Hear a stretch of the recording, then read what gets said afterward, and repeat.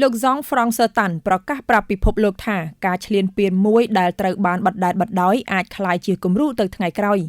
លោកហ្សង់ហ្វ្រង់សឺតាន់អតីតប្រធានវិទ្យុបារាំងដែលបច្ចុប្បន្នជារដ្ឋមន្ត្រីប្រតិភូអមនាយករដ្ឋមន្ត្រីបានប្រកាសប្រាប់ពិភពលោកអំពីការឈ្លានពានរបស់យោធាថៃលើទឹកដីកម្ពុជាដោយលើកឡើងថាការឈ្លានពានមួយដែលត្រូវបានបដិសេធបដ ாய் អាចនឹងក្លាយជាគំរូទៅថ្ងៃក្រោយតាមរយៈសារមួយទៅកាន់ពិភពលោកនិងប្រជាជនកម្ពុជាលោកហ្សង់ហ្វ្រង់សឺតាន់បានលើកឡើងទាំងស្រុងដូចនេះថាកម្ពុជានឹងប្រឈមការឈ្លានពានពីសំណាក់ថៃ1ខ្ញុំសូមនិយាយទៅកាន់ពិភពលោកថាកម្ពុជាមិនមែនកំពុងធ្វើសង្គ្រាមដោយការជ្រើសរើសនោះទេអ្វីដែលកំពុងកើតឡើងនៅតាមបណ្ដោយព្រំដែនរបស់យើងនៅថ្ងៃនេះក៏មិនមែនជាឧបដិហេតុឬការកើនឡើងនៃភាពតានតឹងដែលមិនអាចគ្រប់គ្រងបាននោះដែរវាជាការឈ្លានពានម្ដងហើយម្ដងទៀតដែលត្រូវបានរៀបចំនិងអនុវត្តយ៉ាងប្រុងប្រយ័ត្នពីរដងក្នុងរយៈពេលប៉ុន្មានខែថ្មីនេះប្រទេសរបស់យើងបានរងការវាយប្រហារមិនមែនតាមរយៈឧបដិហេតុដាច់ដោយឡែកនោះទេប៉ុន្តែតាមរយៈការប្រើប្រាស់កម្លាំងដ៏ឃោរឃៅដែលត្រូវបានគិតគូរយ៉ាងល្អិតល្អន់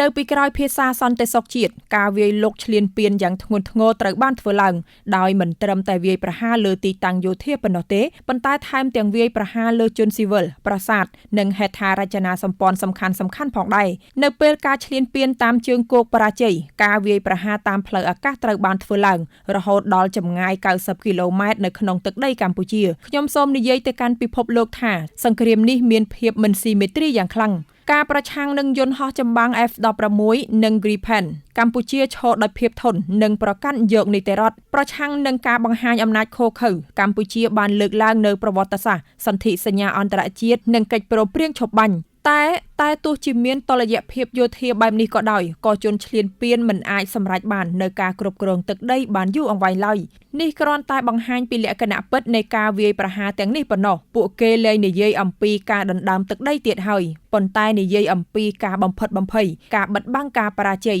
និងការបង្កើតព័ត៌មានភូតកុហកខ្ញុំសូមនិយាយទៅកាន់ពិភពលោកថាអ្វីដែលកំពុងកើតឡើងគឺមិនមែនគ្រាន់តែជាបញ្ហាសម្រាប់កម្ពុជានោះឡើយពីព្រោះការឈ្លានពានមួយដែលត្រូវបានបណ្ដេតបណ្ដោយអាចនឹងក្លាយទៅជាគំរូទៅថ្ងៃក្រោយហើយការចោះចាញ់នឹងជំរុញឲ្យមានការរំលោភបំពាននៅពេលអនាគតនៅកន្លែងផ្សេងទៀតនៅពេលណាដែលនីតិរដ្ឋមិនអាចទប់ស្កាត់ការប្រើកម្លាំងបាយ2ខ្ញុំចោទប្រកាន់ថៃថាបានធ្វើសង្គ្រាមដោយមិនមានការប្រកាសប៉ុន្តែដោយចេតនាយ៉ាងពេញលេញខ្ញុំចោទប្រកាន់ថៃថាបានប្រែក្លាយការឈ្លានពានទៅជាការការពារការញុះញង់ទៅជាលេសនិងការភូតកុហកទៅជាគោលលទ្ធិខ្ញុំចោទប្រកាន់ថៃថាបានធ្វើសង្គ្រាមប្រឌិតរឿងរ៉ាវដោយចង់សរសេរប្រវត្តិសាស្ត្រឡើងវិញលុបចោលភូមិសាស្ត្រនិងជំនួសច្បាប់អន្តរជាតិដោយច្បាប់របស់អ្នកខ្លាំងបំផុតក្រោមការក្លែងបន្លំនៃស្នេហាជាតិថៃបានមួលបង្កាច់ការពិតប្រើឧបដិហេតុជាឧបករណ៍និងបន្លំថាខ្លួនឯងជាជនរងគ្រោះខ្ញុំចោទប្រកាន់បន្ថែមទៀតនៅអំណាចមួយដែលនៅពេលការរួបរวมផ្ទៃក្នុងរបស់ខ្លួនធ្លាក់ចុះបែរជាទៅស្វែងរកសត្រូវខាងក្រៅចំនួននេះមិនមែនគ្រាន់តែជាចំនួនទឹកដីនោះទេវាជានយោបាយជានិមិត្តរូបនិងជាការប្រមាថមើលងាយយ៉ាងខ្លាំងវាត្រូវបានបម្រើជាបង្វែរការចាប់អារម្មណ៍របស់សាធារណជនរក្សាអំណាចដែលកំពុងមានការប្រជែងនិងបង្កើតការភ័យខ្លាចដោយប្រឌិតថាមានការគំរាមកំហែងពីបរទេសខាងក្រៅ3ខ្ញុំសូមនិយាយទៅកាន់កម្ពុជាថាចូលឈរឲ្យរឹងមាំពីព្រោះយើងយល់ពីអត្ថន័យដើម្បីរស់រានមានជីវិតចន្លោះពីឆ្នាំ